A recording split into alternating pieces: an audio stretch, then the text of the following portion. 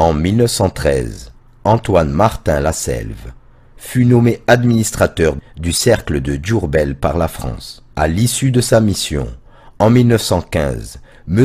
Lasselve adressa aux instances supérieures de l'AOF un rapport dans lequel il affirmait ceci au sujet du Cheikh. Ce cher Bamba détient certes une puissance innée dont la raison ne parvient pas à saisir la source et expliquer la capacité de forcer la sympathie. La soumission des hommes à lui est extraordinaire et leur amour pour lui les rend inconditionnels.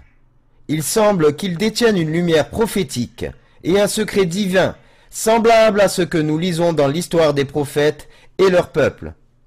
Celui-là, le Cheikh, se distingue toutefois par une pureté de cœur, par une bonté, une grandeur d'âme, et un amour aussi bien pour l'ami que pour l'ennemi, qualités dans lesquelles ses prédécesseurs l'auraient envié, aussi grandes que fussent leurs vertus, leur piété et leur prestige. Les plus injustes des hommes et les plus ignorants des réalités humaines sont ceux qui avaient porté contre lui de fausses accusations consistant à lui prêter l'ambition du pouvoir temporel. Je sais que les prophètes et les saints qui menèrent des guerres saintes les ont faites sans disposer de la moitié de la force dont dispose ce cheikh. Ce beau témoignage de Martin Lasselve suffit à jauger, pour toute